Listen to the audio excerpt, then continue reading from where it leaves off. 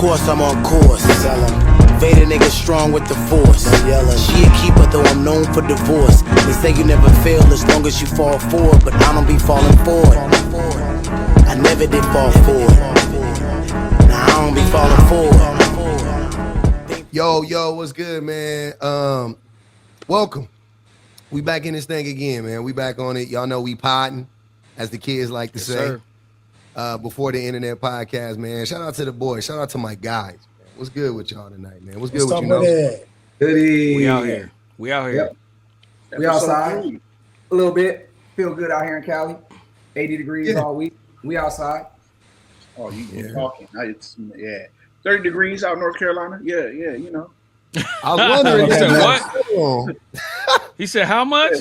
30 degrees. Wow. Yeah. 30s. Well, I don't even know what 30 feel like, my.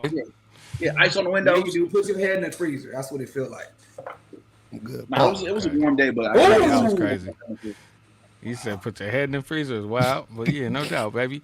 Hey, I wanted to say really quickly, man, shout out Ryan Coogler. He got that best original screenplay. Did he? He did? For Sanders. Okay. He got that. Yeah, he did. He did. He did, man. It light up. All right. Okay. Okay. It's Oscar season, right? It's award season. I got a question for you. Do you care about what white people think about you? Like, do you? Because here's the thing. No, hear me out. Y'all remember when the Tribe Called Quest made a whole song called Award Tour, and they were saying how we don't care about what white people think about us. Like, we don't care about getting no awards. Now, I don't know if other people internalized that, but I did. I took that message to heart because I was like, I don't give a fuck what they got to say about me or my culture, or like, do y'all feel like that? Or do y'all want, like, do you want to get, like, if you could, right? Career plan out, you want to get an Oscar? You want to get a Grammy? Yeah. I feel like talent wise, knowing what it takes musically, like, yeah, I want to be able to at least my music to be in that stature to be considered for a Grammy because of the quality. You think they be picking? You think they be picking like the most talented people for the Grammy? I don't think it's the most talented, but I think sonically, man, a lot of stuff does have to go into it. I mean, we know that shit ain't always Bible, right? Because we lived through when what was that shit? I got a Papa tag and I got 25 in my pocket. That nigga won the album of the year in the motherfucking, what was it? Was it To Pimp a Butterfly or Good Kid, Mad City? One of them shit. Okay, got snubbed. So we know it ain't always. I mean, I know the exact bar that you're talking about because P, that's one of my top bars that I live by, my nigga. I never let a statue tell me how nice I am. Never. But at the same time, it's like for me at least. It's a certain level just to shit on that. You know what? Maybe that's petty. No, I will say this though. I do want the award for this reason and this reason alone. The money. Yeah, exactly. I ain't gonna hold you. Do I care about getting it? No. You see what I'm saying? I think it's two different things. I don't give a fuck. I'm gonna do what I do. If I get it, I get it. If I don't, I don't. But I want the cheese though. Because, you know, once you put on there, you got an Oscar, you got a Grammy, you know, you can get at least 10, 15 years out of that. Right. You know what I'm saying? We talking about Coogler, bro. This nigga got the Disney co-sign as well. Yeah. With the Black Panther flicks. And that shit is at least going to do a trilogy, right? So he got one more. They got one more left, at least. Yeah, they got Denzel slated for that shit. Yeah. Like, bro, it's just like everything perfectly timed up for him. And I don't mean that disrespectfully, but even God Bless the Dead, you know, with Chadwick Boseman passing away, like that even, I felt like that even lent some credibility to us. Yeah, like launched it a little bit because it was like, damn, bro. Once people seen what was really going on with him, you know, it made a lot of shit make sense because, you know, we would see him sometimes and niggas was like, he tired of doing that Black Panther shit, but it was like, it wasn't that necessarily. He was just tired. He was literally tired, nigga. He was just tired, bro. He was just tired. Fighting the fight. He was tired. Yeah. And so it's like, and for Ryan Coogler to know that and keep that and hold that secret down to that level, Yeah. It only gives credibility to his whole thing that he's just doing it for the right reasons. Yeah. And so, I mean, I think he, without knowing, right, without speaking to him and having a conversation with him, I would say that he is more aligned with what you just described. Like, I'm gonna do all these things. And then these are the things that's gonna keep the budget going. Along the way, you have to still check the boxes. Yeah, exactly. Yeah, I mean, my whole thing was, from me just being an artist, you know what I'm saying? At the beginning, that was on my bucket list of getting a Grammy. You know what I mean? Because naive me as a kid was thinking like it was based off the talent. Until I got in music professionally, and then I realized like, man, that ain't what it's about. So at that point, I was like, man, I don't care. I just want to make dope stuff. You know what I'm saying? I think make dope records. Yeah, so there was a stint in time where I was driving Uber, right? Mm-hmm. And I come across a lot of, different people from different walks of life. And I remember one ride, it was a person who was part of the Academy, the Grammy Academy. And what it is there wasn't a lot of representation in the room. Yeah. So it's not, I don't think it's a matter of like, well, they're not voting for us or this, it's rigged. Well, people say it's rigged. I don't think it's rigged. What it was enough voices shining light on the importance of a particular project and why that project should be that's rigged, right? Though. That's by definition that would be rigged. Because they choose is that rigged or is that No, that's rigged. Yeah. If you exclude if you put a certain demographic of people, you exclude a certain demographic of people, you rigged it. Because they're gonna have implicit biases and so on and so forth. So it wasn't a matter of it wasn't a matter of exclusion. It was a matter of us not knowing the process of getting into the academy, right? We was excluded. Yeah, I'm like, what? He was excluded from the process. It's not hidden. It's not hidden. The process is not hidden. There's people that are not actively trying to be a part of the academy, right? Right? To That's be exclusion, that. bro. How's that exclusion? Exclusion is if we're not actively trained to be a part of or trying to be. He's saying trying to be. Exclusion is if you're trying to and they keep you out. That's not which the case. She wasn't saying that. She was saying like we need more people, and a lot of people don't sign up to be part of the academy because I'm saying on the systematic because we don't even know about it. I didn't know about that until you just said it right now. You saying this? You taking the word of a person that's a part of it? You know what I'm saying? Like, oh no, I ain't. Me personally, she's saying we need to do a better job. She said we need to do a better job to let Black people know that there is a positive. She need to do a better job. She needed to do a better job of come snatching us up. And maybe that's what she was doing when she hollered at you. Maybe that's what she was doing. Like, oh, you seem like a brother that's knowledgeable enough. I didn't know that. I'm like, you work for the Grammys? Oh, that's rigged. And she was like, no, let me tell you the process. And we're trying to do a better job to get more voices in the room. Who is we, see? What you mean? We, her, and the head of the Grammys is a Black man. Okay, and then, I don't know. I'm not. Something ain't panning out then, bro. Oh, that don't be meaning nothing. It be black faces in high places is a known thing. Don't mean nothing. I don't know. That shit ain't panning out then. Something ain't right. That's all. How we talking about all this work we need to do, and you telling me the top nigga is a nigga, and then everybody else, the person that you came in contact with is black. Who the fuck? I mean, who else we need then? And why haven't they been telling people this? Because it's voted by it's voted by a majority. So if the majority in that room is not of us, they're not going to vote for us. We're always going to lose. We don't have enough votes. Sound rigged to me. That's what I'm saying. But as of recent, yeah, that sound rigged. Because I'm like, if the top nigga is black, if I'm running the Grammys, I'm getting all y'all niggas on the panel because I know. And not because like, hey, fill this out. Like, but not because y'all black, because I know that y'all really know quality versus the opposite. Mm-hmm. And I want diversity. I want people. You know what I'm saying? Like, because even within us, because within the five of us, we all diverse in our opinions, bro.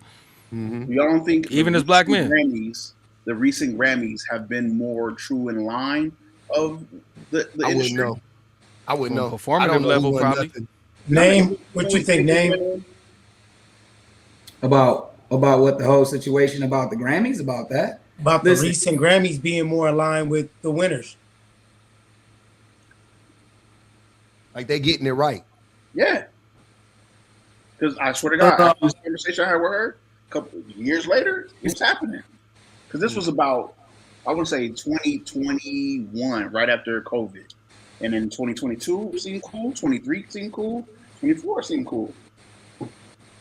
Yeah. I mean, my thing is, just from my standpoint, of what I feel about the Grammys is I just don't trust nothing about that organization. I don't trust nothing about the business. I don't trust nothing about it. So, yeah, we get a couple of niggas winning, and that's cool. But I feel like, me personally,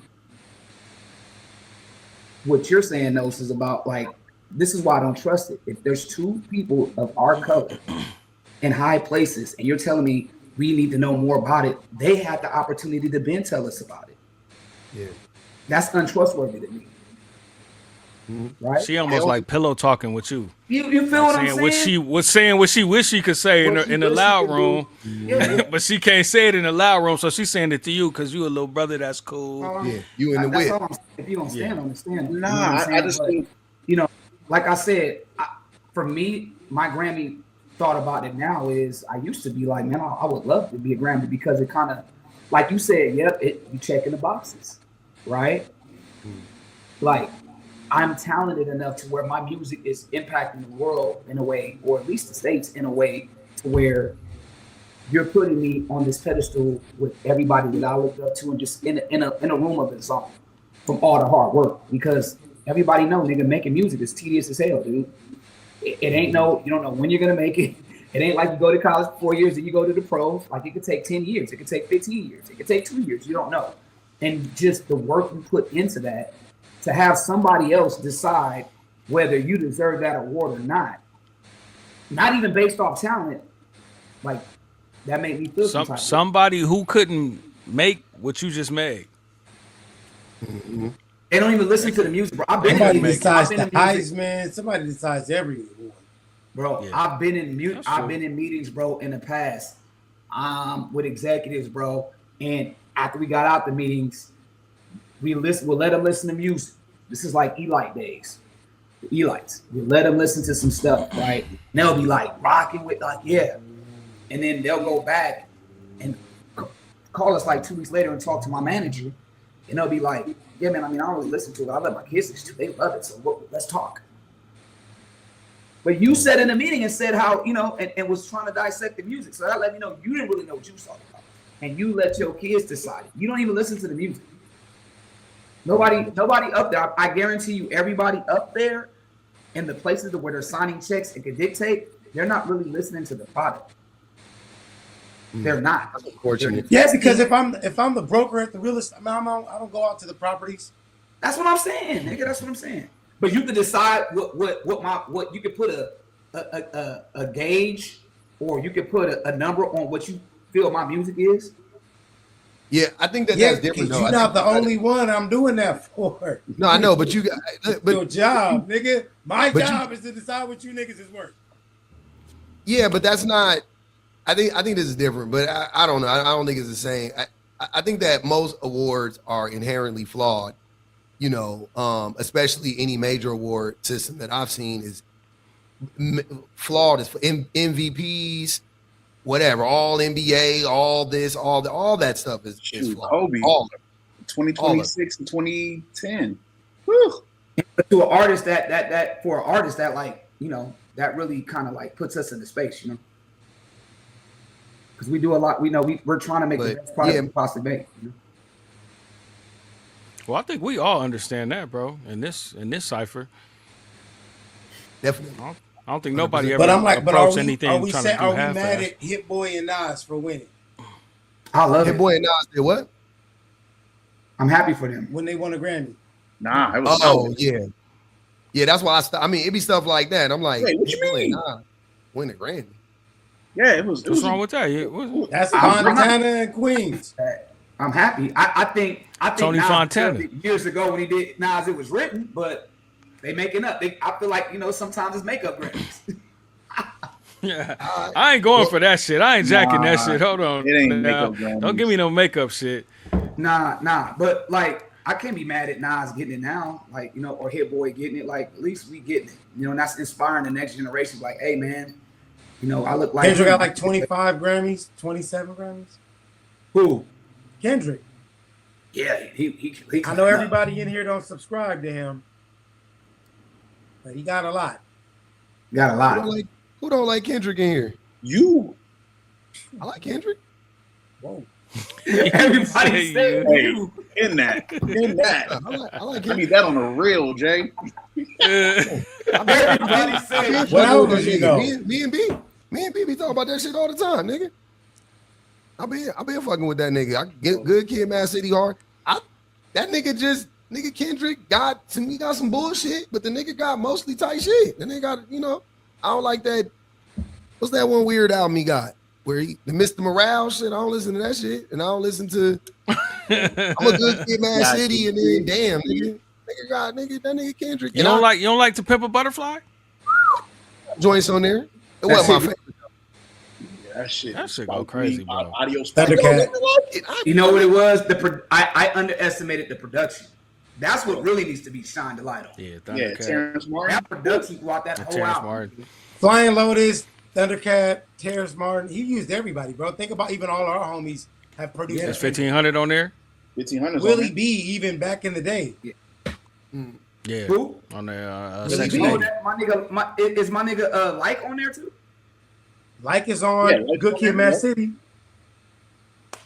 He used all the homies though. That's real shit though. Yeah. He did. Yeah. That's dope. That's what I'm saying. I definitely fucks with it. Don't get it twisted. I went to the nigga show. Shit, I was there, nigga. What the fuck? Hey, before we move on, you know what I'm saying? You can Google it and go to the Recording Academy and join the leading community shaping the future of music. So it's there for us. We just not. All right, drop the link in the chat. Drop the link in the chat. We gonna all sign up. We're gonna drop the link on the whole video. Yeah. What was pause on that? Nigga said drop the link in the chat. Nigga, that's crazy. That's kind of crazy, my nigga. You know what a link niggas is. reaching now. Y'all reaching now. Link? Oh, a hot link? Y'all niggas going with y'all niggas. Hey man, y'all niggas. Hey, y'all niggas beyond repair. Hey, y'all niggas beyond repair if a nigga can't say link, nigga. You gotta be careful with it, my nigga. That shit dangerous. All right.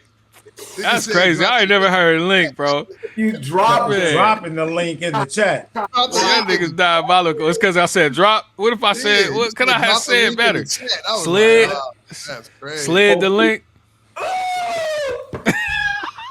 Post the link, nigga. You can't even say it. Nigga, don't even matter. That shit bad. Y'all niggas way out of character, bro. Just say information in the chat. You gotta say information in the chat. Y'all see what I gotta deal with.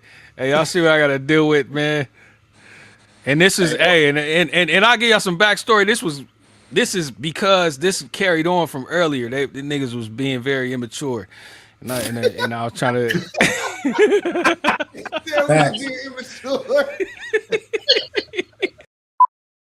All right, y'all. Telfar is hella funny for this. So they put out some t-shirts and some crew necks saying "Fear of Job," right? Clearly a direct spinoff of Jerry Lee Renzo's "Fear of God" line, right? This is hilarious though because the encounter was actually addressed by Ashante, aka Must Be Margella, and she said, "I need to know your thoughts on this." Like, she hit up Jerry Lorenzo. He like, "No thoughts. That's my guy. We talked about it and laughed about it." This is the level of camaraderie that we need to see in fashion, right? We're like, bring the fun back. Like this, he said, "We both independent designers that design with a fear to work for someone else." That's the name of the game. Like right here, we all in this fashion space in order to push the space forward, right? So something as fun as like taking a twist of fear of God and saying fear of job and actually having a meaning behind it. Like he just said, they fear working for somebody else. No, I don't know if that was Telfar's like actual meaning behind his drop, but I just find it fun. It was a great encounter. And then not only Jerry Lorenzo posted on this story, but Telfar did as well, just to show everybody it's no bad blood with this. Like, this ain't a rip off. This is like a fun spin that they actually talked about prior to actually dropping it. So I love this shit, and I actually want a t-shirt. Yeah. So for those that don't know, Jerry Lorenzo and the creative director at Telfar does all the women bags. Those are two giants in the industry when it comes to fashion, as far as Telfar for the bags, Jerry Lorenzo with Fear of God and the Essentials line. That right there is true collaboration of culture, where you got two giants, having fun. Telfar is like, I'm gonna do something to spin on Fear of God. I'm gonna do Fear of Job, and Jerry laughing about it, like, yeah, go ahead, like, yeah, let's do it. To me, I feel like that's the culture, right?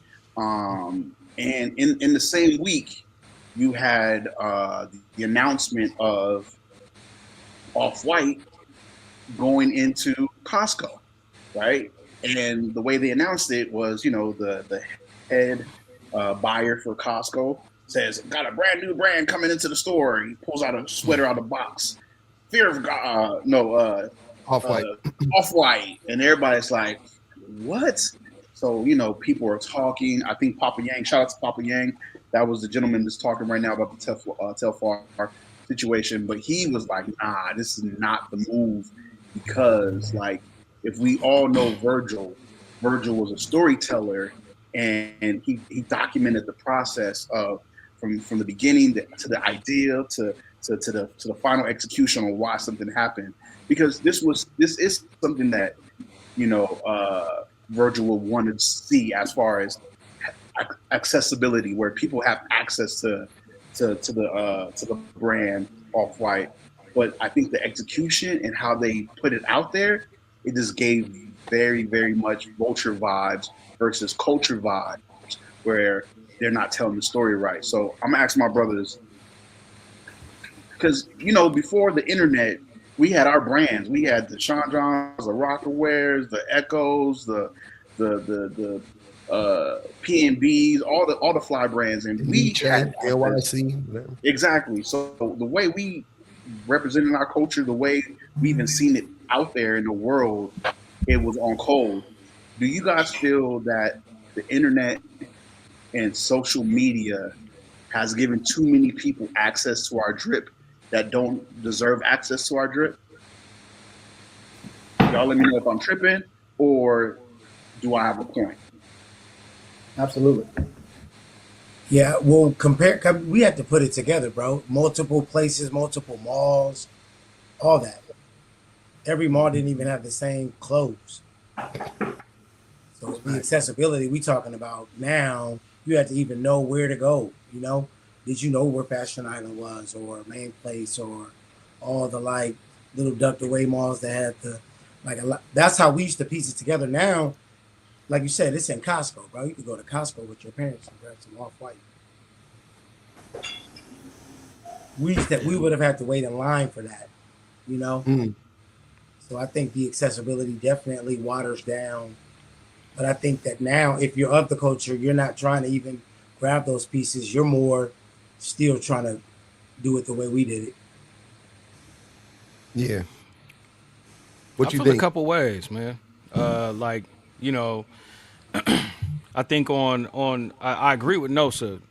First off, when he said Virgil's whole thing was being a storyteller, right? So I think that's where they missed the point, because I don't 100% think that Virgil would have not put this shit in Costco in the same kind of way. He just, the storytelling and the story behind why we doing it like this might have been different, might have looked different, and made it a fire thing. But when you just got like a Costco employee, this nigga, I seen the video. He had a Costco lanyard on, bro. Like, all right, guys, look what we got. This, you know what I mean? It was like, who the fuck is this motherfucker? Like, who was this person and what is he talking about? And so he didn't even even to that point, whoever signed off at this at Off-White, didn't have enough foresight to say like, yo, Costco, we're gonna do this, but here is what the information is from y'all end, and here's what we're gonna push from our end. Because them as a brand, it's on them to like we seen Nike collaborate with everybody in the game, and Nike be the one who be in charge of rollout, telling that story of the rollout, right? So if they doing whoever they collabing with, Nike takes charge of that story and they roll it out. And most times it comes out correct, sometimes it don't. But Nike is a brand that's such a monster. It don't matter really what they drop, bro. Like if they do a collab with somebody who's already got motion, it's gonna touch. You feel me? It's gonna connect. But that's where I feel like they got that. I feel like that's what they missed out on. Speaking of Nike and Costco, I think Costco that's like on brand for them though, for them to get like to do these like drops and collabs with big brands, because they just released limited edition Dunk. The SBs. The SB. So they was weak. The Kirkland, they was trash. But they did that though. You know what I'm saying? I kind of like the Kirklands, bro. Oh, you did? Yeah, I didn't like them. I wouldn't have bought them. But I respected. I don't look at it like, oh, what is Off-White doing in Costco? It's like it ain't gonna be there for long. They're gonna do a little quick run. If you get the sweaters, they're gonna be limited. You know what I'm saying? Like I think it's cool. I don't see no problem with it, to be honest with you. But don't you think that's a slippery it ain't gonna be slope? in every Costco either. No, it's not. What did you say? I said, don't you think that's a slippery slope of like, yeah, I don't see nothing wrong with it, right? And then now it just gives access to the culture, where now the culture gets watered down, and when something fly happens or something dope comes about, it's not recognized, or no one pays attention to it because the culture, there's been access to the culture where the flavor is watered down. I don't think it being in Costco waters down the culture, personally. Yeah. Again, I don't. Yeah, that's not my argument. Argument is not it being in Costco, because I said I think Virgil would have wanted this to happen. I think Jay said that too.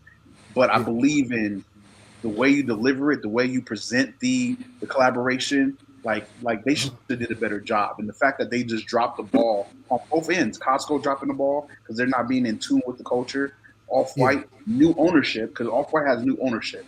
The new ownership dropping the ball and not realizing we're taking on a legacy or a heritage brand that has some type of history and substance. Let's continue on this the message. It gave very vulturish. It exposed the vulture-like tendencies of both of these companies to me.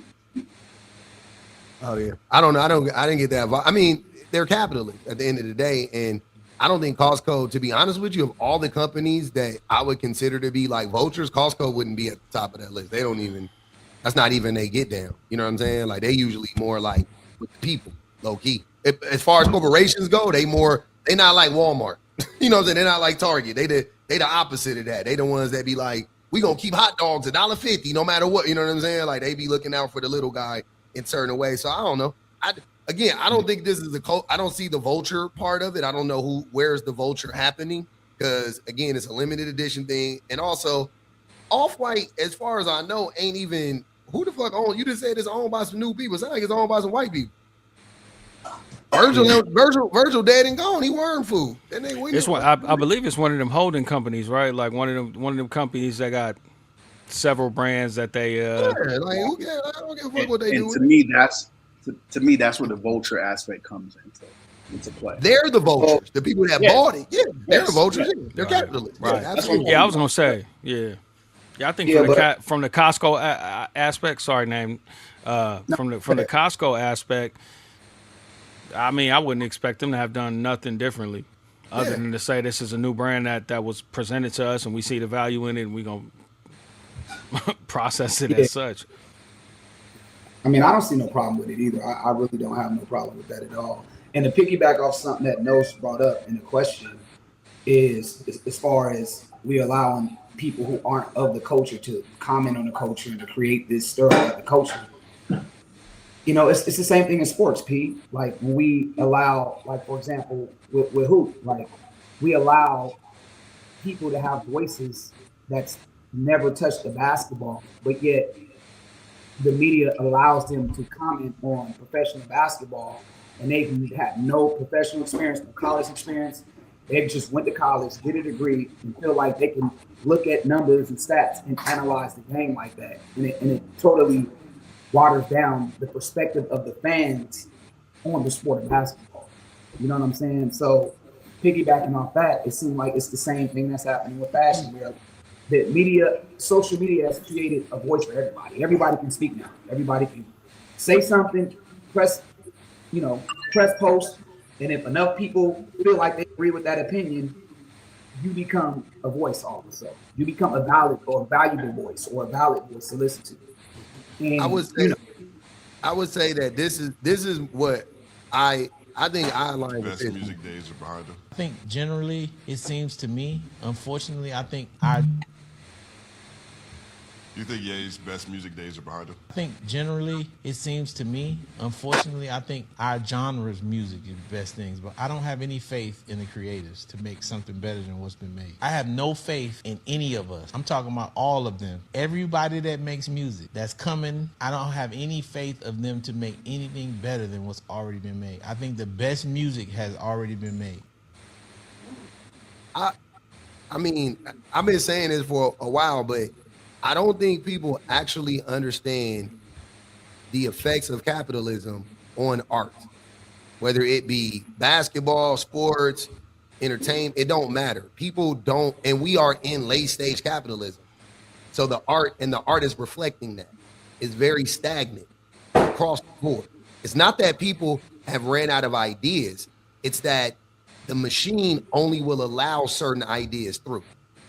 That's where we're at now, and that's why like I remember reading this whole like history of like colors in houses and car colors and shapes of cars, and if you look at the cars now and it looks very dystopian. Like think Tesla looks very dystopian, right? It looks like how a car would look in iRobot or some shit like that. It looks very disconnected from art and life. It looks very robotic. It looks like something that a bot made or AI made even.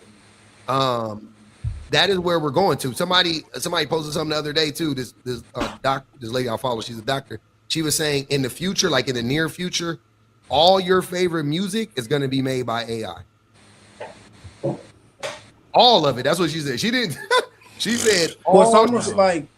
That's like, impossible, nigga. You become more. Impossible. That's impossible. I agree with you. My favorite like, music, or just general people in general. All your favorite music is going to be made. She said she wasn't saying like the vocals. She was saying the music, the beats and shit. She was like, all your favorite music is going to be made by AI. And what I know about capitalism, because that shit is cheap, AI is cheap, they're going to take advantage. They're already doing it, but it's going to get worse. It's going to get worse. That's what's going to happen.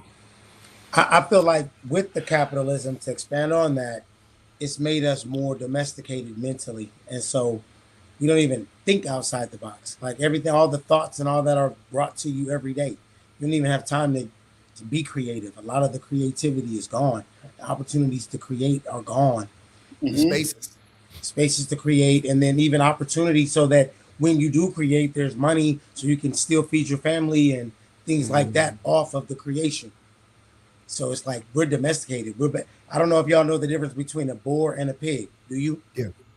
What? Yeah. No, I don't. You mean how boars? A pig is domesticated. Domesticated. The moment same thing, Jay. That's what I would assume. Same thing. Except I was gonna say a boar got the tusk. They live in the wild, bro. The hair. The tusk came out. The hair comes out because they're wild. So they have to bore it out. But when you're domesticated, you're or a dog and a wolf. We're pigs, but we're pigs. We're in the slop, just chilling, nigga, rolling around. Yeah. I think because we hip hop, right? I'm gonna keep it real. I feel because we've learned and kind of were trained on how to be underground and how to search things out, right? I don't think we will ever be the masses where we just allow our music to be controlled and I think the way we listen to music is a different way than the masses do. And I think what P is talking about, he is correct as far as, yes, the masses will everything they listen to, everything that we give it to them. Our culture, hip hop wise, as far as the fundamental hip hop wise, we know how to navigate the underground. We know how to find the funk. We know how to find that swing like Dilla. So I don't think we're ever going to hear our music 100% AI. I've been getting sent some great music, bro. Very creative music lately. So I don't know where that's coming from. Where shit ain't creative, man. Nigga, I've heard some creative shit from me. Real shit. But I don't know. Now, what I will say with P, because you mentioned that too, will it be allowed to be, displayed? Like, will niggas push it? Or will the gatekeepers, or will capitalism let that type of music, flourish? Yeah, that part maybe. But as far as where you can go look for it, there's a lot of creative shit out there. So, I think what I'm saying is, whatever year that was, right, when Jaquan came out with everybody in the club getting tipsy, that was the #1 song on the radio. I hated that shit. So what I'm saying is, for me, AI ain't gonna never be my favorite music. It ain't gonna create what I like. It might create what the mass majority of people are consuming. I could see that, and I can agree. I can go with that. But my favorite shit, and maybe I'm an exception to the rule, but ain't no way. And I feel like there's a lot more motherfuckers that would align with that mentality. It's like on Instagram now, they got the Instagram baddies. I don't know if y'all seen this shit, bro, but every now and then I'll just be scrolling through my shit, and then they come up. Nah, for real, nigga. Bro, I seen the studies of where niggas have blocked and blocked and blocked and blocked all this a certain type of material, and the shit Instagram gonna still push that to you if that's your demographic, unfortunately. And some shit it'll come up with a person that just look like this person couldn't exist. They black, but they Asian, but they Latina, but they a hip hop head, and they know how to bartend, nigga, and doing all this shit in one thing. And it's like, bro, what the fuck is this shit, nigga? But I click on the comments, and niggas is like, yo, I'm talking about every language, nigga. Gay hermosa. Oh my God, beautiful. I'm like, well, niggas be fucking the robots though, so that makes sense. Yep, bro. The niggas be fucking the robots? Yeah, niggas be fucking robots. Like, you go look it up. How, nigga? It's a place in Germany.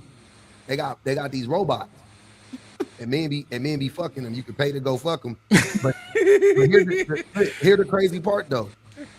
When because they robots, and the men be going in there, bro, and they be fucking the robots up. Like, they got it take them a while. They got to repair them. They got to clean it up. Crazy. They be doing the robots like how they want to do women. So, but yeah, that's it's a known thing. Like, yeah, niggas be you ever seen that movie like Her with Scarlett Johansson and old school movie, right? Her, yeah, like about 15 years ago. Yep. Where she was like the voice in the AI and all. Yeah, that's how niggas like that shit. Niggas is dating AI. Niggas dating Grok. Niggas dating Chat GPT and shit. Intimate relationships with robots, nigga. Hey, does that create a safer space for women? No, it makes it more dangerous. Yeah, it makes it more dangerous. Actually, I'm saying if them niggas that have those kind of tendencies, only fuck with a robot, they won't. That's not how it works. It doesn't satiate it. Okay, it makes it. I guess it intensifies it. It intensifies it. So that's wild. Yeah, it's really crazy. That's crazy. Niggas can't even get a flashlight or nothing, huh? But P, them days is over, my brother. Nigga might get the flashlight with the AI. Niggas need that new flashlight. Oh, y'all niggas doing the nose. Nigga said 6'7". He nigga do that 6'7" move. Yo, P, so that clip you just played, as far as, do you believe that the best of our music is behind us, not in front of us? I've been telling y'all that, man. I don't know. When y'all gonna listen? I've been telling y'all this shit for 10 years, nigga. Hip hop is dead. The arts are dead. You can like it. You can try to pick your way through it if you want to. The shit over though, nigga. Capitalism came in and fucked it up. At first, I will on say a business level, yeah, maybe. On a business level, I agree. I told you that. The shit Not slides from down. art. But I'm gonna tell you something. I didn't know what it was. I didn't know what it was. Right? I just thought niggas would. I was like, am I just old? And I was like, nah, what the fuck? I still like art. I'm still an art. You know what I'm saying? I like art, nigga. But the movies are worse. The fuck, like you see it everywhere. Nigga. I don't just see it in music. I see it everywhere. The signs are there, nigga. We just talk about Sinners got original best screenplay. That's a worse movie. Yo, I like Sinners, but it was Sinners was cool. It was a good movie. Was it better than Boys in the Hood? It was 6-7. It was 6-7. It was Is it good. better? No. Sinners was a good movie. Sinners was a good. Y'all gonna have me saying shit because here's the thing. I like Ryan Coogler. Yeah. Like I vibe. I like that nigga's energy, right? Yeah. But I can be honest with. I don't really like none of that nigga movies like that. Like none of them are like my favorite flicks or nothing like that. I like them. I'm like, that's a cool flick. That's good. Sinners was good. Yeah. Also, I'm not a fan of Michael B. Jordan. So there you go. I think Coogler is a better director than Michael B. Jordan is an actor.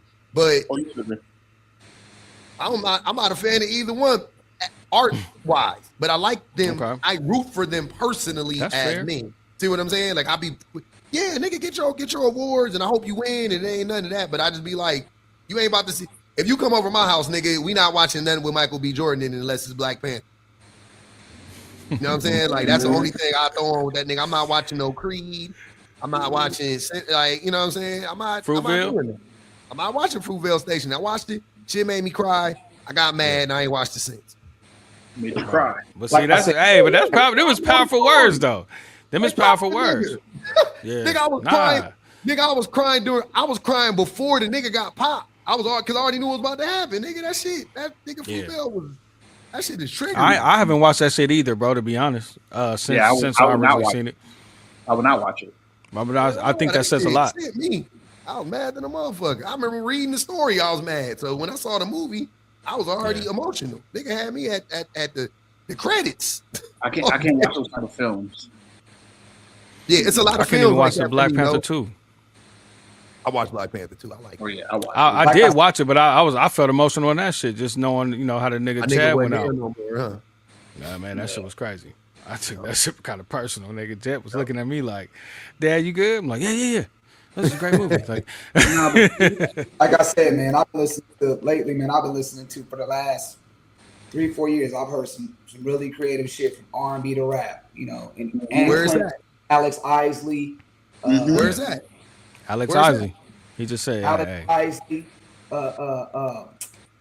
Smino.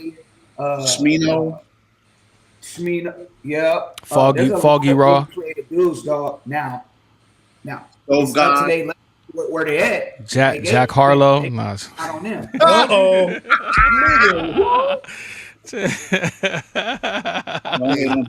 The Jackie boy. Yeah, the Jackie boy. You said Jackie who? Robinson, nigga? I love the direction of the project from the production side. I just don't believe in it. I can't even call him that. Ooh, Jack. But why not? You don't know his backstory? Do you know his backstory? Maybe because you don't know him in depth, you don't believe him. Right? I get all that. I'm just saying. Ain't that nigga from like Kentucky? Louisville. What is the backstory? He a white boy, nigga. With that scene, he love appropriating black culture. No. I know that's the story that we think we know, right? I'm saying no, but no. I'm saying Nos is proposing that he has a different angle, and I would like to hear what that is. I seen that nigga talking about his upbringing. That nigga a white boy that appropriate black. I ain't gonna lie. I ever since that nigga said I'm vanilla, baby, and I didn't like that shit from there. The nigga was just showing that he was like I'm white, nigga, and that's why this shit is working. I'm vanilla. He stole that. Meaning he's new to it. I'm new. Yeah, he was saying he saw. I took it as he was white. No. He stole that from a black dude. The black dude said that. The nigga we sampled. I'm vanilla, baby. He took that from him. So I knew what he was trying to say, but hey. You can't say that as a white person. Was it a double entendre? Probably. Exactly. Jack Harlow is the white homie that grew up in the hood that we all cool with, that didn't try to be ultra ghetto, the stereotype of what black is. He's cool. Harlow say nigga. Huh? Jack Harlow say nigga for sure. The album was called My Nigga. I don't know who y'all niggas is defending right now, nigga. I don't defend. Wait. Yep. Say that again. The album is called Monica, like my nigga.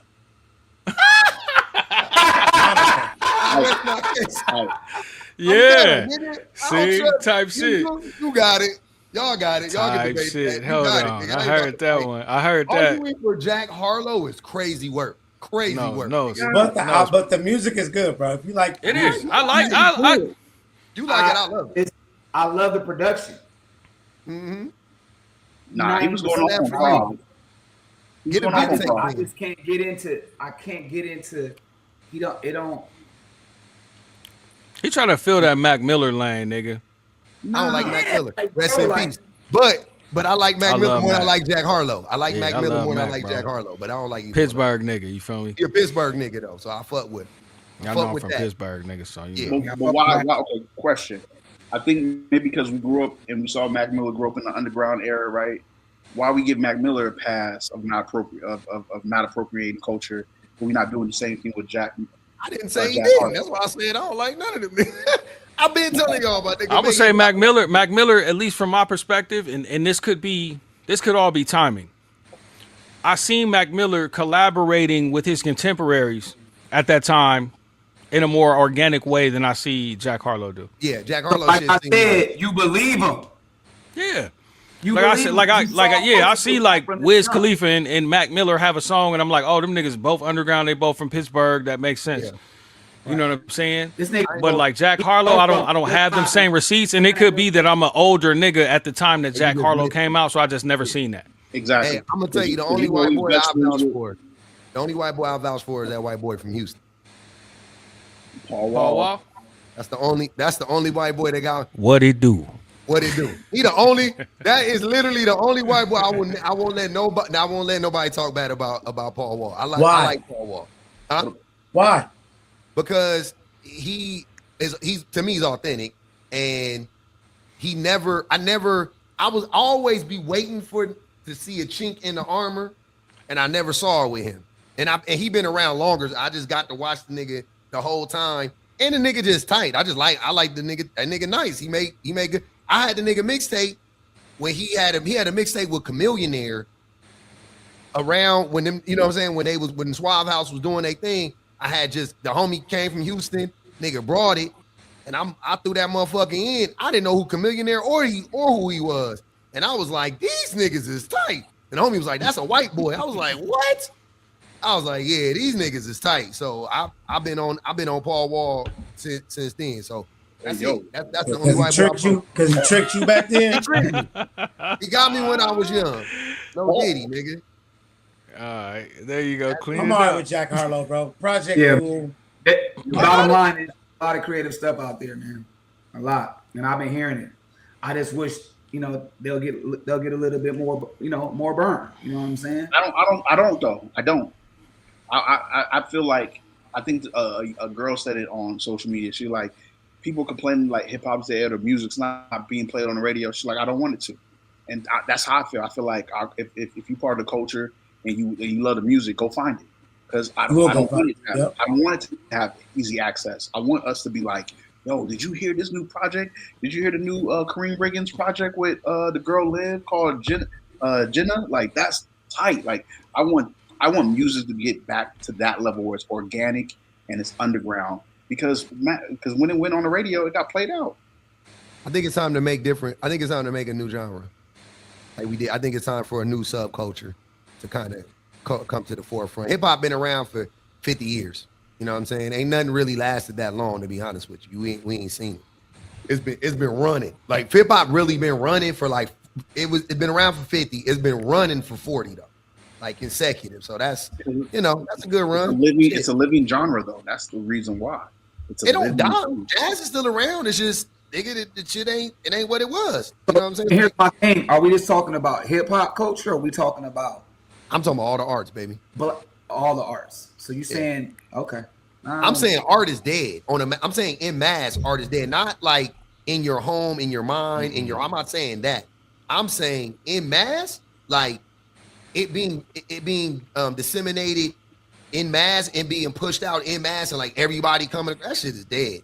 It's gone, bro. But I don't care about that. I come across so much tight shit on a daily, nigga. It's so much tight shit, nigga. That get me through my day. And I'm not just talking about music. I'm not just talking about music. All right, gentlemen, let's get into this. I think this is a good way to talk about this too. Yes, it's important. It's important to talk about what's going on in the world. We got some current events brought to us by Uncle Joe and Mark Lamont Hill. Yeah, I think this is interesting. Mark, because I don't agree with how these wars start.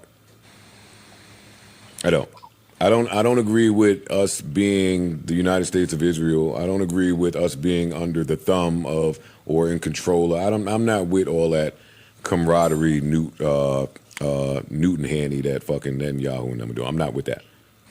However, if my man goes out and starts a fight at the club, and I don't agree with why he started the fight, I still got to ride. You can't sit at the bar while a man is fighting. Not only do I got to ride, I hope my man wins.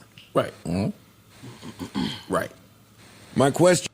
I can't believe Mark Lamont Hill let this nigga tell this shitty ass analogy. No, this was a terrible. You gotta let the setup. You gotta let the setup land. Do you want us to win this war? Us as in America. You said us. We don't have to agree with why it started or how it got here. But once it's in the thick of it, aren't you or shouldn't you be rooting for a win? No. Yeah, what the hell? No. Hell no. Shit. Not me. No. I don't root for a win. What I root for, because I know what a win would mean. What would it?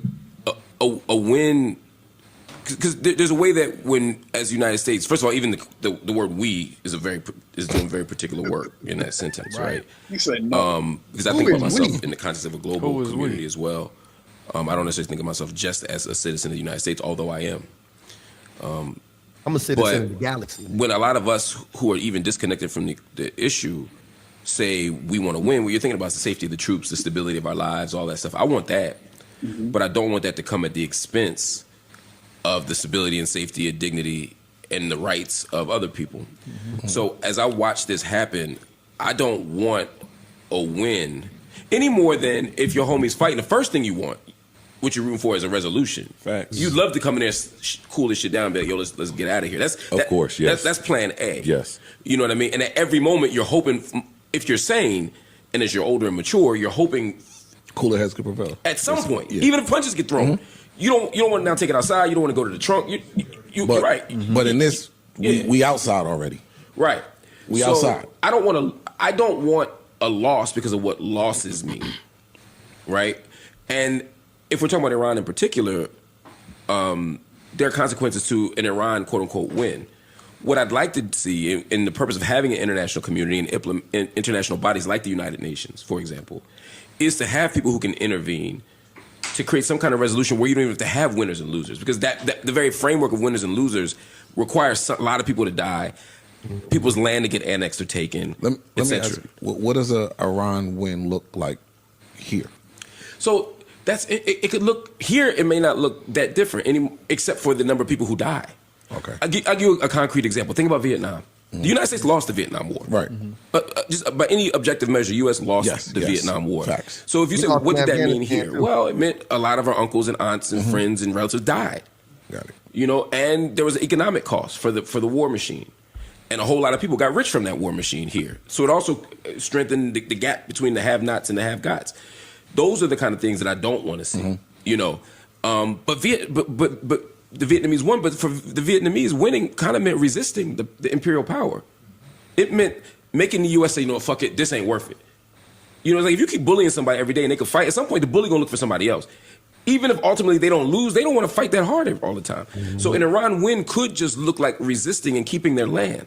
In the same way that a Cuban win for the last 50 years has meant keeping the imperialists at arm's length. Sometimes so because they want you to think that if Iran is successful, that means that they're going to take over the whole country and there's going to be a global caliphate and that Sharia law is going to control the whole. That's not what the Iran winning a war of attrition with the U.S. would mean more than just the safety of their people. It would mean the crashing of our economy, the crashing of a dollar, us being without resources. I don't think so. This is what I'm saying. I'm gonna end it there because it's another 4 minutes. I don't want to get into the whole thing, but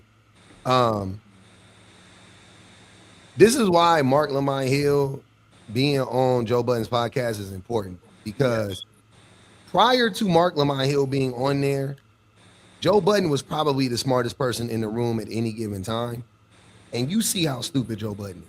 I don't know if y'all agree. I'm not a Joe Budden fan. I think Joe Budden's an idiot personally, but listening to him talk about geopolitics and that way, he is talking about it like my son. Like my son can explain it. That's how my son would talk about it, like wins and losses, black and white. Oh, our economy is gonna crash. It wouldn't. It's being affected now. Gas has gone up, 20% in the last week. That's already happened. Whether win or lose, we don't know who about to win or lose, but gas already going up.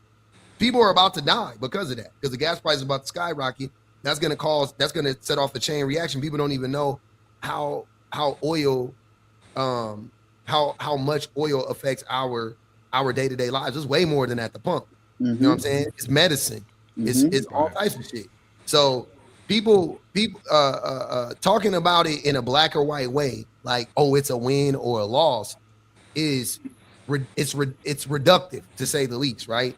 And that's why it's important to have somebody that can think in a room on a podcast like that, like a Joe Budden or a Joe Rogan, or you know what I'm saying, somebody like these big podcasts or whatever that reach tens of thousands, hundreds of thousands, and millions of people a month. You need somebody in there that actually has the knowledge and has done the math, right? Facts. Joe Budden has not done it. He has not done it. Like, that was crazy. That was crazy to think that if Iran wins a war of attrition with America, that our economy would crash. Is you stupid or are you dumb? That would net. What are you talking about? In what way? Tell me. Yeah, that's crazy. Yeah. Yeah. Iran been defending themselves though. Iran do got something popping. They're not just a lay down. No, they already disrupting shit. They already fucking up the money. You see it right now. So I don't know about y'all. When America gets into a conflict, I'll be rooting for the people we got into a conflict with. Yeah, that's just me. Generally speaking, like you can say whatever. I'm not a. What does rooting for them mean? I hope that they win. I hope that they can protect themselves and defend themselves. Hope they get out of it. Get us out of there. Yeah, get America out of it. Yeah, because that's really all it is. That's what I'm saying. It's usually like, because there ain't no war being fought out on this soil, right? So you invading another country? Yeah, get the fuck about the people country. We played ourselves so bad in this situation. We literally got tricked into a war, and our biggest enemies tricked. Yes, we got tricked into this. When I mean tricked, meaning like walked into that shit. We walked into it. I mean, Netanyahu was like, "Oh, let's do it," and Trump's like, "Yeah, let's do it." And we thought they didn't have weapons like this. We didn't think they had hypersonic missiles. We didn't think that they had underground bunkers under the mountains. Like, we didn't know that. Hey, we said this. We said this on the pod. You said what? We said this on the pod a couple weeks ago. You thought they stopped making guns when they made yours? Like, that part. America, trust me. America know. I saw a video. Them niggas was talking about how many missiles everybody got. I was like, how the fuck you know? But that just niggas, somebody know. Trust me, niggas know. Nigga. They know. It's crazy. It's somebody's job to know in our government. It's somebody's job to know what they got going on over there. They're being left out the rooms. What I'm saying is, they do know, but the people in the rooms are the idiots, and because the experts are on internet right now. Like, we are going to lose this right now because they got this and this. The dudes in the situation room, bro, they don't know what they got themselves into. Them niggas do know what they got themselves into. They don't give a fuck, nigga, cause it don't fall on their kids. They kids gonna be all right tomorrow, nigga. My kid, all our kids, nigga, is at a certain risk. And like, and to P's point though, none of this war is really being fought on our soil except in our pockets, my nigga. We didn't see. I know we didn't all been to the pump this week at one time or another and been like, God damn, when the fuck this shit that came to this, nigga. Yeah, before the war. No, what is it? What's your price out there? No, so I wanted to ask. It's like $250. Nah, it was $279. Them niggas got 90s era prices, nigga. How much? It's what? It was $279. Now it's $4. Now it's $4. $4 crazy though. Okay. $4 crazy from $279 though. Yeah. That is. Yeah. Remember 9/11? Gas was in our lifetime. We never saw gas over 99 cents. Before 2001, I never saw gas over 99 cents. I was driving in 99. I went to the gas tank. It was 89 cents. It was 75 cents. It was not. I remember it being 99 cents one time. Then 2001 hit. 9/11 happened. Nigga, I went to the Bay. I got up to the Bay. Nigga, I got off the bus. The gas was $2.50 in San Francisco. I was like, what? $2.50? You thought it was a Bay thing. Nigga, I thought it was a Bay thing. I called home. I was like, hey, what the gas? It was like, oh yeah, it's like $2 now. I was like, oh my God. Wow. Okay. And it ain't went down since. Nah, that's true. Yeah, I mean, you know, we all know who about to pay for the war. We are. You know what I'm saying? Oh yeah. And then you hear what's happening right now in China Sea. China and Russia is mobilizing on Taiwan. Yeah, like, because we're distracted. We're distracted. Yeah, they're like, oh, y'all want to go to war? Help Taiwan. Yeah. Mm-hmm. Can't help Ukraine. Can't help Taiwan. Can't help. Oh, America helping Ukraine. They flooded them with the weapons. Not no more. They took some shit from there. What? Yeah. I heard that. And then Iran said, oh, you know what? We're gonna hit up Ukraine. Ukraine's a target now. If we can't hit America, we're gonna hit Ukraine. And that's because Russia told them, like, hey, help us out with Ukraine. Mm-hmm. Just hit America everywhere. They hit America everywhere. But I do like one thing the Iranians said. They said, black people, you good. They did say that. They said, my brother. They said they don't want none of the Americans. They just want the elites and the Zionists. That's what they said. But they specifically said black people straight. They called us out by name. They said, black people, y'all good. I said, yes. Yes. Hell yeah, man. That's what they was doing in Nam too, nigga. The Vietnamese was going, black men go home. Thank you very much. They said, black men go home. Crazy. Just know your war. In Vietnam, yep. In Nam, nigga. They was telling us to get to the house. I said, man. Like, inside, y'all don't want to see this. The crazy part is some people, some blacks say, hey, we can make this the house. Like, hey, y'all got it popping over here. We'll stay here. My uncle scooped him up. He turned into a little passport, bro. Scooped him up a little bride. Nigga got back on that plane, nigga. Mm-hmm. Thailand. Yeah, shout out to my auntie, man. Rest in peace. Come out my pocket. That's all this shit means. I'm about to come out. And then y'all get a rumor of Netanyahu, right? They're saying that he may not be alive. They put a video out today. You see that? Mm-mm. He was at a coffee shop, and it looks like AI.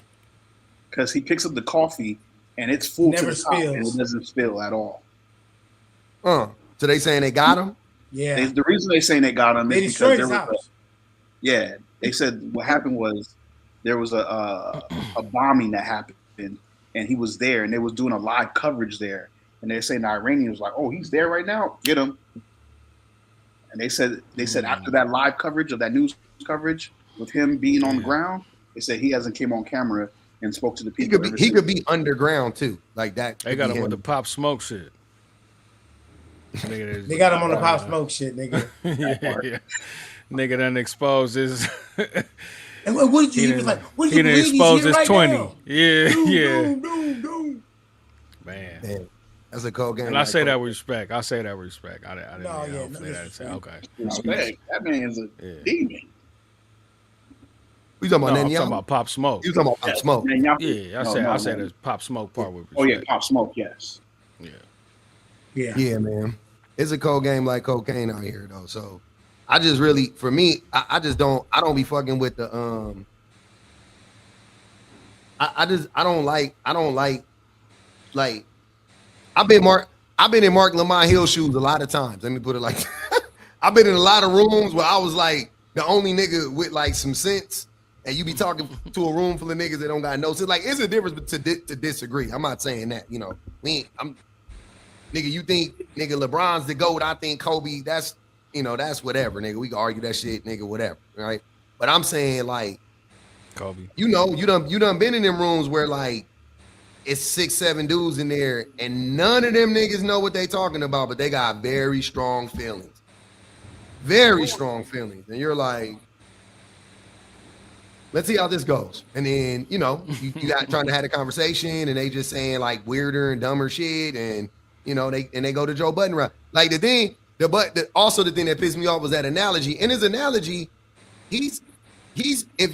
okay. So America is the homeboy that's watching his homeboy fight. Israel is a homeboy that's starting the shit, right? Okay, cool. The difference is that when I fight, it's just me. I'm only putting myself at risk. I'm not putting hundreds of thousands and millions of people at risk. I'm only putting myself at risk. That's why the bar analogy is stupid, because no, I don't have to get into a fight because some country that I'm close with got into a fight. I don't have to endanger my troops. Facts. You see what I'm saying? Like you should not be endangering your troops just because somebody else had a fever dream and wanted to go out there and bomb another country. Like, that's crazy. That's ridiculous. You have you know what I'm saying? Like, you have a higher standard. You have you're responsible for way more people's lives. If it's just me and one of y'all fighting, I'm jumping in. All right, cool. But let's say I'm there with my baby or I'm there with my wife. Now maybe I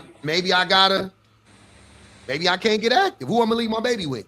Yeah, I'm trying to separate it. I'm trying to, calm down. Hey, I ain't throwing blows. See what I'm saying? I'm responsible for somebody else now. I can't just jump into a fight with y'all. Like, what the fuck? Yeah, it's just me. Yeah, let's get down. Whatever. I throw the first punch. But I got people to take care of. So no, that was crazy. That just, and I think I got a pet peeve for bad analogies too. Like, I be like, stop using analogies, nigga. Y'all are terrible at analogies. Like, y'all never understand either subject. So. Look at early R&B and hip hop and even the music. Why are black boys in music always treated like grown men?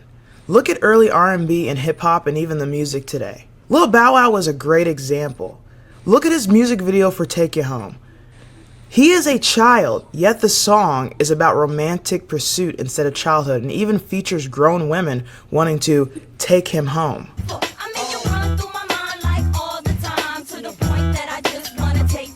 Usher, barely a teenager and Call Me a Mac, states that he's younger but already a man.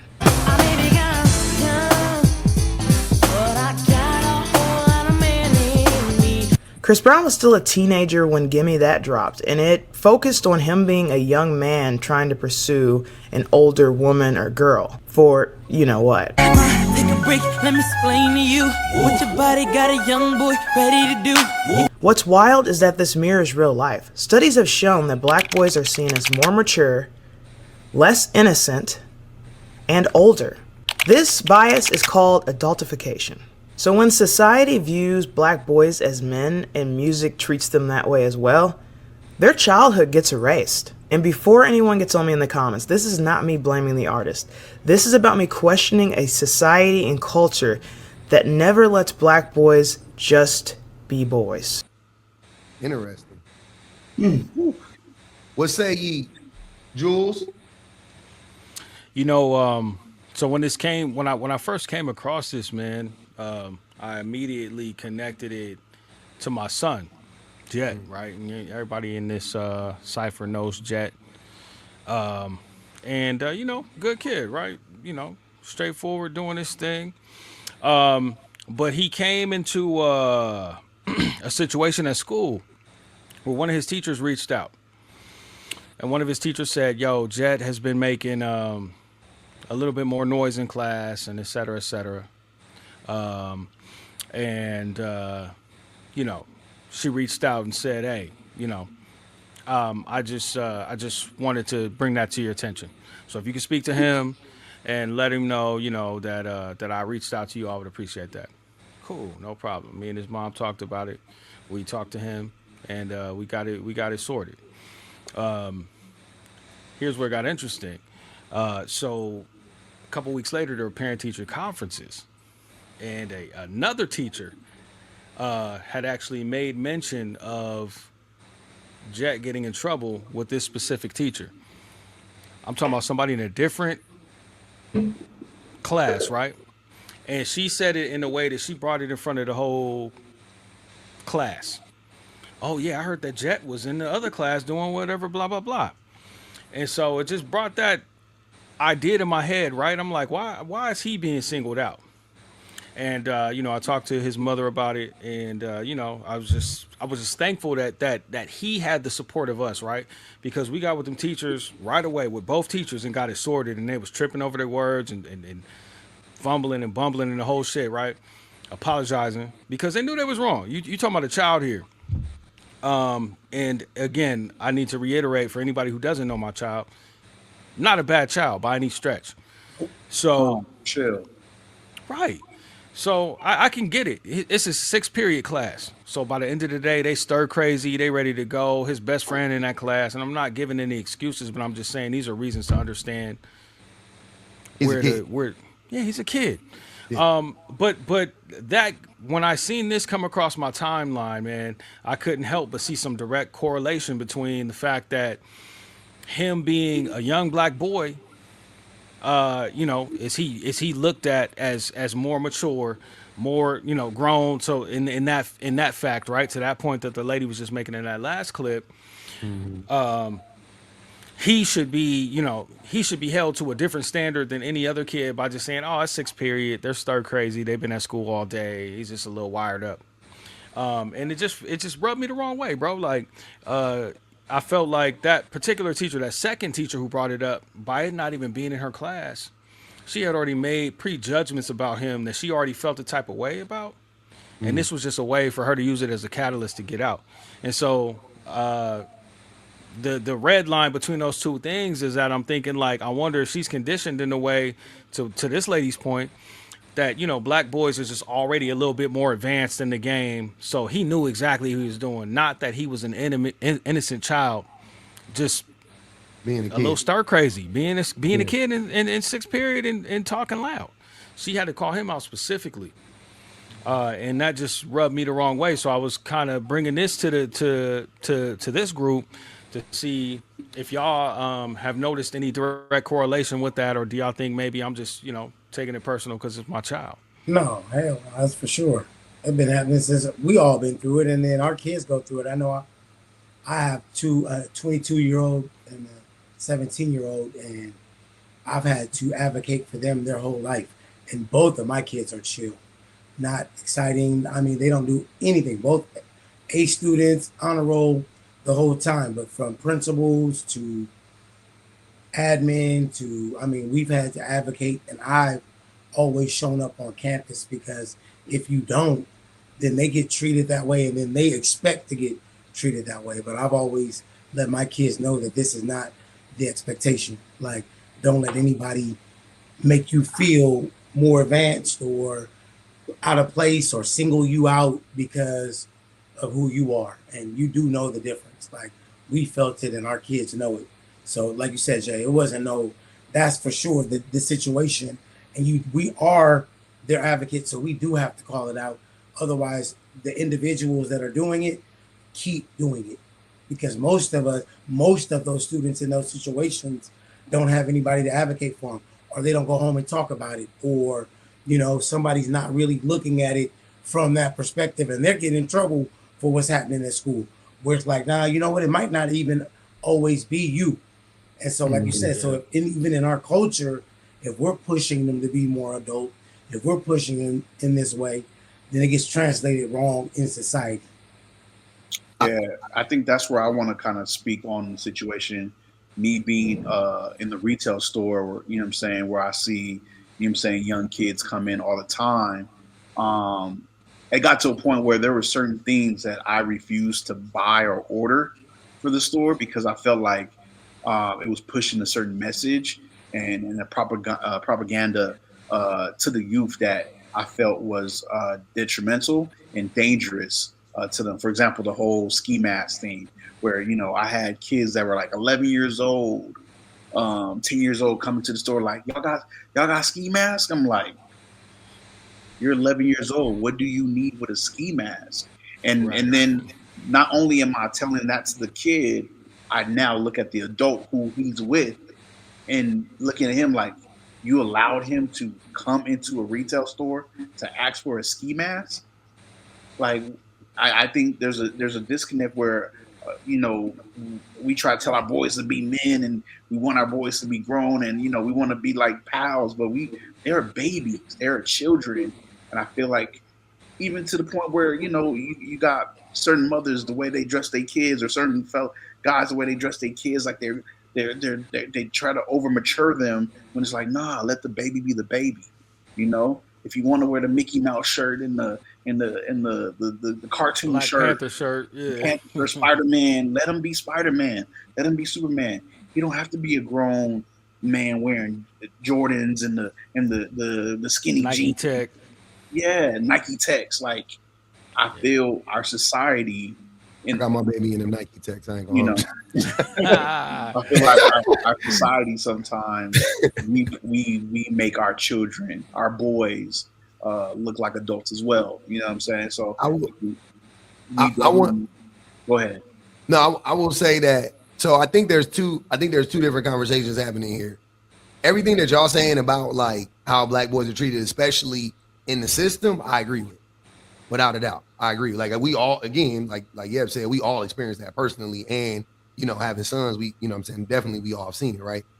But what that lady was talking about, she's saying the culture is pushing us to push the boys to make them older. Yeah, I think well, she was talking about a study, which I know that especially black boys and girls are adultified. We know that, right? We're bigger. I'm saying this is how they see us. We're bigger. All that. Again, I think though, she would. The reason why I don't agree with what she was saying when we were talking about like ushering them is because Diddy was in control of ushers. That was a black man that did that to him. Yeah, put him in that and that music, and made them sing them songs. Bow Wow was with JD. That was a black man that Pharrell made that beat. That was a black man that made that beat. Like, y'all, what I think that shit is in our society, right? In our community, specifically in the black community, black boys are lauded for, you know, being we are sexualized. We sexualize ourselves, let's say, right? And we push little black boys. I'm talking about black men push little black boys and tell them, this is how you be a man. You get some pussy, you get some coochie. You go to what's his name, Boosie route. Oh, I'm gonna pay for some. Oh, my son turned 13. I'm gonna get him some pussy. I'm gonna take him to the strip club. He gonna get some pussy because I gotta make sure he not gay. Because you know, homophobia, men being gay in the black community is still taboo as fuck. That's where that comes from, as far as I see that. What she was talking about, Chris Brown, that was Nappy Boy. Wasn't that Nappy Boy and shit? All of them dudes, all them little boys was all handled directly by black men. Black men told them it's okay. Diddy took them to the parties. JD took Bow Wow around the grown women and told them it was okay to get some coochie. They didn't protect him. Baby took Weezy around women and was like saying it was cool to get coochie and to fuck whoever you want to fuck and so on and so on. You talked about Chris, what's his name? Chris Stokes did that shit with B2K and did that shit with. You keep going down the line. This is a function of the patriarchy. that is happening and trying to act like speaking about it like it's a boogeyman, like it's white people are no, niggas is doing that. Did she say that? That's what she was. No, that's what I'm saying. She was being vague on purpose. She never pointed. It was like she was like, oh, in society, black boys are viewed more like in this way. And I'm like, no, I don't disagree with that. But that's like the police. That's like, you know what I'm saying? That's like the school system, right? When you start talking about Usher, that was a black man that put Usher, that said sex sells. I know you're 14. Shake your hips. The ladies will love it, Usher. That's what I'm saying. Usher did it to Bieber, though. And then Usher did it to Bieber. You see how that is in the black community specifically, we are hyper masculine. Everything we do is it's an exaggerated version of manhood and masculinity, right? Oh, bro, so yeah. Huh? I see it every weekend when comes to come in the store. Is that a girl shirt? Is that that's pink? Oh, you got on pink, nigga? Oh, like, bro, if y'all don't relax. Niggas wore pink. You like it, nigga. Man. Before the internet, Cameron was wearing pink. Hey, man, we pause every 5 seconds in this chat. So y'all niggas the same ones too. We pause every damn day. I mean, I really don't give a fuck though. I could eat. I really don't care. I don't think anybody in here really cares. We're not really like. Yeah, and I think we're playing versus serious. Yeah. No, and I'm just saying we're we are contributing to it. That is homophobic, by the way. I know that, but I don't. But again, I think that for us, B, you can wear any shirt you want to wear, bro, and it's all. Yeah, good. I'm like, I don't think any of us would judge anybody in here for doing whatever they want to do. Even though, hold on. When I painted my fingernails, this nigga Yep got me on a 3-way like, hey, man, niggas want to know why you paint your nails, dog. These niggas text me when this nigga had it. I'm like, nigga, because I want to. Nigga, what the fuck? Niggas send the screenshots like, what's going on? Niggas sent you with the screenshots? No, niggas can't be screenshotting the homie. You know me. I don't care. Yep called me like Red. Yep called me like Red from Friday, nigga, when he was talking about when he was telling Debo let him get his bike. That nigga was like, I wouldn't even trip, nigga, but niggas is asking me, nigga. I don't trip, my nigga. But I wouldn't even trip. I didn't even see it, nigga, actually. Yeah, to be fair, nigga, I didn't even notice this. That's what's so crazy. But since we own it, nigga, before the homies, just for some clarity. I was like, what? Yeah, nigga, I like to paint my nails. That shit fresh. Nigga was like, oh, okay. Like, what do you think it is, nigga? What the fuck? You think I'm gay? Like, what is it? What could it be other than I just want to paint my nails? That's what I'm saying. Like, what? That shit is crazy. But also, it's like, if I was, let's say I was, first of all, you think I would tell you, nigga? You think I would like, you know what I'm saying? Like, nigga, obviously I would be DL, like I'm married with kids. You know what I'm saying? Like, so it just was weird. Niggas just went. Me painting the nail, what I realized was I realized how uncomfortable it made other men. That shit blew my mind. How me painting my nails made you question your sexuality and your masculinity. Like me being because they've been around you, because they've been in proximity to you. Yeah, and niggas know me, and niggas is like, oh, this nigga. And I'm like, but hey, I don't gotta prove. What do I gotta prove to you, nigga? I gotta prove my manhood to you. What you want to do, nigga? Wrestle? Fuck, that shit sound queer as fuck too. Hey, what you want to do, nigga? Anything you gonna say shit sound weird, nigga? What are we talking about? But I'm like, damn. I noticed it. It wasn't even just on. It wasn't in real life, Jay. It wasn't just. It was online. Really, it was like I had my nails painted. And niggas that come in the room and crash out. Oh, this nigga got his nails painted. And I was like, that's so odd that's how you would react to another man painting his nails. That's some crazy ass shit. Black men are like hyper masculine, bro. Hyper. Nigga can't wear pink. Niggas can't, nigga, you get your hair cut too high, nigga. That's gay. You can't, you know what I'm saying? You can't joke. You can't say something, nigga. That's gay. I'm like, but why does it? But what does it matter if a nigga is gay at the end of the day? Who fucking cares? Y'all so afraid of niggas being gay, you willing to push a little nigga a 14-year-old boy, you willing to allow him to be molested by an older woman? So he can prove that he ain't gay. That's a bar. That's like to get you cool with molestation. That you draw the line in homosexuality though. Like what? That's crazy. I don't got the science on that one. That shit blows my mind. Because I don't know about nobody in here. I would be livid if I found out my teenage son was sleeping with a 25-year-old woman. 16 years old. And I'm not high-fiving. Ain't no high fives. Ain't no dapping, nigga. I'm calling the cops. Period. I'm calling the police. How old is she? 25? Lock him up. Lock her up. Get her up off the street. What is we talking about? A nigga told me last week his auntie's friends used to tell him he was handsome, and then they started giving him coochie when he turned 18, which I know was a lie. I was like, you proud of that? You was groomed. He didn't see it. He didn't even see it. That nigga tried to flip it on me. He was like, nigga, you gay. I jumped on the line. I heard him. He was tripping. Oh, you seen that? Yeah. He was that tripping. He was like, nigga, you gay. They keep calling me handsome. All my aunties and all their friends. Okay. You like, nigga, you're groomed. You've been groomed. All my aunties. That's weird. On me. That's what he was trying to club. He was on his head. Yeah.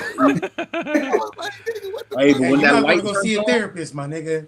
Yeah, when that light turned on, oh, he was like, what?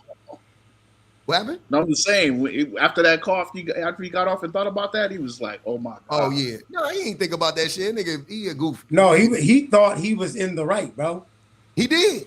Niggas be, but yeah, he went and probably smacked one of his aunties after that.